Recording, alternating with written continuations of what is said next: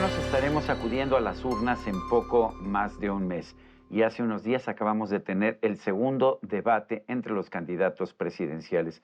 Es un momento de echarle un vistazo a la contienda. ¿Qué está pasando? ¿Quiénes van en primer lugar? ¿Sirven para algo las encuestas? Bueno, todo esto lo vamos a conversar con una persona que yo admiro mucho, que quiero mucho, Roy Campos, presidente de Mitofsky.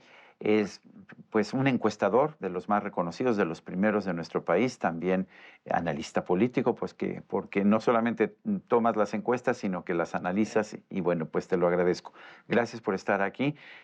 Las encuestas nos dicen que Claudia lleva una gran ventaja. Pues en todas las que yo conozco, todas las que considero serias yo, y hay gente que pues me recuerda a mi progenitora, que dice que eso es falso, que no es cierto, que eso no existe, que eso es parte de una campaña. ¿Tú qué opinas? Sí es parte de una campaña y sí son ciertas, son las dos cosas. Ok, está bien. Primero, gracias por invitarme. Sí. De veras, este es un espacio prestigiado. Uno Ay, te lo piensa agradezco. en Sarmiento y piensa Bueno, uno piensa en Roy Campos. en pensamientos. Oye, a ver, las encuestas, el problema es que sí han sido usadas como propaganda. O sea, ¿no? Ciertas o no, se usan como propaganda. En campaña se usa todo como propaganda. O sea, no, tampoco Claro. nos extrañe. Y las encuestas se usan para decir ya gané, cuando no hay votos todavía. Entonces, ven, y los que van abajo, pues ¿cómo motivan a sus votantes? No les pueden decir ya perdí, voy abajo. Entonces lo único que tienen que decir es todos están mal, todos están mal. Y se vuelve un juego de credibilidad y de O propaganda. sacas unas encuestas a modo o Y buscas otro, la... fíjate nada más, hace años platicábamos, en este espacio hace años, de las encuestas patito, de las que surgen allí de repente, bueno, con las redes sociales y surgen ahora mucho más patito. ¿Tú te has llevado cuántas encuestas nacionales, cuántas marcas hay? Hay como 49, 50 marcas nacionales publicando. Si te digo cuántos encuestadores conoces, vas a decir 6, 7, 10. Máximo, sí. Sí. ¿Dónde están estos otros? Sí, Son marcas. son puras marcas. El lunes, el del debate, al día siguiente aparecieron marcas de quién ganó, quién ganó, quién ganó. Y dices marcas que nunca había oído. Y eso que estás en el negocio desde hace Y sí, muchos años, ¿no? de hecho, entre nosotros, entre los encuestadores, es muy común cada vez que se haga algo. Nos la comunicamos. ¿Los conocen? No, nadie los conoce. No es. Claudia Sheinbaum está en primer lugar. Sí, ¿Cuál es la ventaja que tiene? claramente, mira, el equipo de Xochitl reconoce 2 dígitos. Dice 2 Eh, dígitos.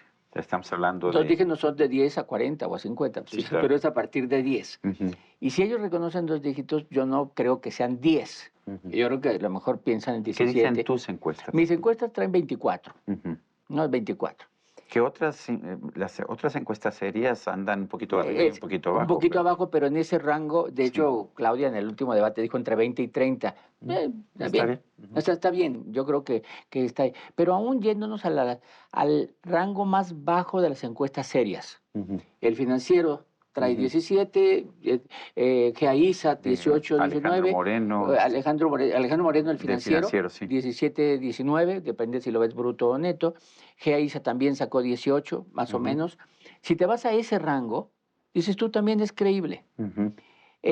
17, 18, sí. El problema es que si dijeras 17, 18 y la elección fuera dentro de 2 años, dijeron, ¿qué va a pasar? Aquí estás hablando de que en un mes tienes que batir 17, 18, entonces se vuelve muy grande la distancia, porque necesito una carrera muy rápida. Ha habido muchas encuestas que han fallado en países como Argentina, como Turquía, antes Turquía. Guatemala y Ecuador fallaron el año pasado. ¿Por qué están fallando las encuestas y qué tanto pueden fallar? En todos hay una explicación. En todos hay una explicación, ¿no? En Argentina es un antisistémico, como Milei era muy difícil medir eso, y al final de cuentas no es que hayan fallado, fallaron en el número. No ganó por 4, sino por 8, lo que quieras, ¿no? Pero la diferencia no fue tan grande. No era así que, wow, que falla. En Guatemala, ¿no? Que Arévalo no iba ni siquiera en tercer lugar y se coló a la segunda vuelta y terminó ganando. O Noboa tampoco era el favorito y se coló a la segunda vuelta y ganó. Noboa iba en séptimo o sexto. Y se cuelan a la segunda y en la segunda el rechazo del primero te hace ganar. Entonces la primera vuelta falla en esos casos. Pero no han sido fallas de 10 puntos, han sido fallas de 5 o 6 puntos. Aquí lo que se argumenta, y puede haber algo de razón, a ver, en la época del PRI, siempre se sobreestimaba el PRI. Sí había una sobreestimación. Había un voto secreto que no quería decir por temor, quizás. O había alguien que no iba a votar pero decía voy a votar, ¿y por quién voy a votar? Pues el partido que gobierna, que da programas sociales y que va a ganar, decían, ¿no? Entonces decían el PRI. Y entonces a la hora de la votación, ese no se presentaba a votar. Y entonces terminaba. Y aquí es muy probable que Morena esté sobreestimado, es muy probable. El argumento, por ejemplo, del equipo de Xochitl Gálvez es no solo es la sobreestimación normal del partido en el poder, sino que los servidores de la nación han venido a meter ruido. Porque como tocan puerta a puerta, preguntan y te dicen, va tu programa social. Y la gente se siente Y entonces la presionada. gente confunde al encuestador, puede confundir a un encuestador y decir, no vayan a ser los que dan programas sociales, así que voy a decir Morena. O sea, ese es el argumento, pero es el argumento como defensivo, porque también en todo tipo de encuestas, digitales, telefónicas, viviendas, en todas más o menos sale a 2 dígitos la ventaja de Claudia. Oye, hay una tasa de rechazo muy fuerte en Sí, las encuestas. sí. Y a mí me pasa que me marcan y me dicen, estamos haciendo una encuesta y yo cuelgo. No, las telefónicas el rechazo es impresionante. Sí. Las telefónicas, una telefónica normal rechazan 9 de cada 10, una telefónica normal. Y una telefónica de las de robot te rechazan 98 de cada 100. O sea, las telefónicas a mí no me gustan, pero bueno, pues existen. No, las de vivienda. Sí. Te voy a decir el dato normal de vivienda. Tú tienes que tocar 5 viviendas para tener 2 respuestas. ¿No? 5 viviendas, lo cual es muy normal. ¿Por qué? ¿Por qué voy a contestarle a alguien Que no si conozco. estoy, y además estoy viendo la tele, estoy cocinando, o estoy haciendo algo y tener que abrir la puerta en ese nivel de inseguridad? Estoy con mi novia. O estoy con la novia, o no, estoy bañando. Sí, o sea, claro. no tengo por qué. ¿Y cuánto dura? 10 minutos. 10 minutos, un chorro, ¿no? O sea, estoy viendo el noticiero, estoy viendo la entrevista con Sarmiento, algo. Claro, sí, cualquier cosa. Cualquier cosa, bueno. Y entonces hay 60%. Pero de ahí a brincar que el que no me contesta era porque era mío, es un salto cuántico. Claro. ¿No? ¿Cómo se hace para sustituir? Cuando tú no te contesta una vivienda, te vas a la de al lado. Te vas a la... ¿Qué hipótesis hay ahí? Es el mismo nivel socioeconómico, el mismo calidad de servicios, el misma calidad de gobierno, el mismo, incluso puede ser hasta la misma actividad porque son colonias de actividades, y entonces la correlación de todas esas cosas hace que sea muy probable la correlación política. Esa es la hipótesis. No lo sustituyes, el de Mérida no lo vas y lo sustituyes con el de Oaxaca, sino con el de al lado. ¿Qué está prevaleciendo? ¿La personalidad de Claudia Sheinbaum o la del presidente López Obrador? Mira, hay 2 hipótesis en esta elección. Y va para las 2 candidatas. Sí. El grueso, inmenso grueso de los votos de Claudia tienen que ver con López Obrador, la transformación Morena. O sea, por eso no ella se va a pelear con ellos. Por eso ella mantiene, este es el segundo piso de la cuarta No, y además transformación. cuando dicen, ¿cuándo te vas a separar? Pero ¿por qué me voy a separar de todos los votantes que esperan que lo haga? Bueno, pero también el grueso de los votantes de Xochitl Gálvez es que no quieren a la cuarta transformación. O sea, no es Xochitl. No es, ay, es que voy a votar. No, ella te da emoción para que me represente porque no me gusta la 4T, pero parto de la hipótesis de que la apoyo porque no me gusta la 4T. Entonces, sí es un plebiscito como el presidente lo planteó y como la oposición lo aceptó. Sí. O sea, lo aceptaron, que era un plebiscito sobre si seguimos o no seguimos. O sea, sigue siendo el candidato y el no candidato Andrés Manuel, como lo ha sido desde el 2006 de alguna forma, ¿no? Y como la mañanera ha mantenido una campaña permanente. Sí. Mira, deja de platicarte una reflexión que tengo. A ver, este año ya empezó a cambiar, pero de 2017 a 2023, en América son raras las continuidades. Eran alternancias. En América, incluyendo Estados Unidos, incluyendo México. Podrías ubicar Costa Rica, Uruguay, Nicaragua que no cuenta, Guatemala que no cuenta, o digo Venezuela que no cuenta. Bueno, aunque han tenido continuidad, aunque a fuerzas, ¿no? A fuerzas, ¿no? Sí. No cuentan porque no valen como elecciones democráticas, digo yo, ¿no? Pero son raras las era el 90% de las elecciones. Alternancia.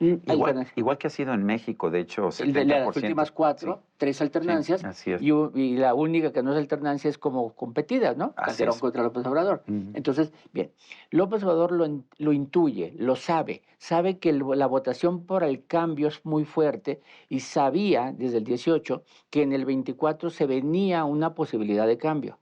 Y entonces construyó una narrativa a base de unas palabras, de repetición de palabras, y la oposición la acepta. Él se llama transformación. Transformación es cambio. Claro. Y a los otros les llama conservadores. Conservador es no cambio. Y entonces resulta que a final de cuentas lleva a una contienda entre conservadores y transformación, cuando la transformación es la continuidad. Pues una paradoja, ¿no? Pero Una contradicción en creó términos. una narrativa que al final de cuentas el voto por Morena significa la continuidad del cambio. Muchas expectativas generó Xóchitl Gálvez en un principio y como que ha habido un desencanto ahora. ¿Cómo la has visto como Mira, candidata? en una elección hay tres momentos, hay tres, voy a llamarle tres variables, con M, las tres, ¿no? Un factor es el money, o sea, el dinero, hay dinero o Claro. no hay dinero. El otro es message, ¿cuál es el mensaje real de la campaña? El mensaje de cambio de Fox, el mensaje, o sea, el mensaje que mandas así. Y el tercero es el moment, estar en el momento correcto. Si Obama le ganó a Hillary porque era el momento, o sea, creó un momentum ahí en esa buena. Xóchitl ha tenido tres momentos. El surgimiento de Xóchitl creó un gran momento de Xóchitl. Sí. Y luego se aplanó. Y entonces Y luego no sabíamos ni cuál era su mensaje. no había mensaje. No había mensaje. O sea, no tenía, era el momento porque... Eran las groserías y la oposición a López Pero Obrador. sin mensaje. Sí. Sin mensaje, ¿no? No tenía, ¿no? Del dinero no estoy hablando, sino del mensaje, ¿no? El momento. Pero se aplanó. Entonces decíamos, de hecho yo me acuerdo que decía cuando pasó eso, a ver, es que por definición, lo que está de moda, por definición pasa de moda. Claro. Por definición. Entonces no puede, es que está de moda Xóchitl, pero falta un año. Entonces, ¿cómo mantienes un año la moda? Pero, luego, el segundo momento, después de que se aplanó, es cuando cerró la precampaña.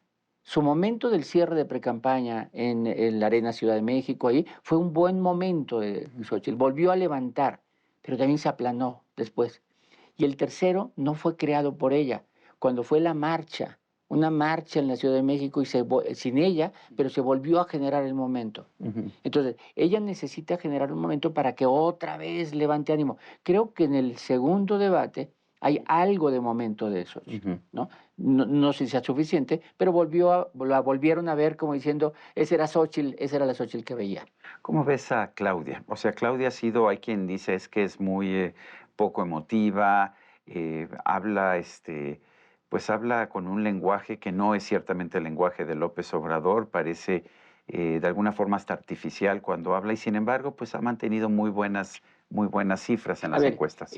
Claudia tiene muy buena imagen. O sea, fíjate nada más, Claudia es vista como el famoso apodo de la doctora y la científica. Sí. Le ha quedado. Y la ven como la doctora, la científica, la seria, ¿no? En la Ciudad de México, por ejemplo, no es que estuviera muy bien la Ciudad de México, pero fuera de la Ciudad de México la ven como una muy buena gobernante de la Ciudad de México. Y por ejemplo, en tema de Dio seguridad, resultados. yo creo que sí hubo resultados. ¿No? Y sobre todo dio resultados porque todos los casos que se presentaban escandalosos se resolvían rápidamente. Así es. O sea, ¿no? Entonces le dio solución. Bueno, hasta el atentado contra Omar García Harfuch. Sí, claro. Que fue dramático. Sí, o sea, incluso en la Ciudad de México pasaba algo que cada vez que pasaba algún evento, casi estábamos esperando las cámaras. Roy Campos, se nos acaba el tiempo, pero yo quiero agradecer esta conversación y pues estaremos al pendiente de lo que ocurra de aquí al 2 de junio, ¿te parece? O al 3. O al 3 de junio, es cierto, tienes razón, el 3 quizás hasta más importante. Sí. Y a usted, amigo, que al vernos y escucharnos hace posible este programa, se lo agradezco también. Esto es todo por hoy, pero no se le olvide. Nos vemos la próxima.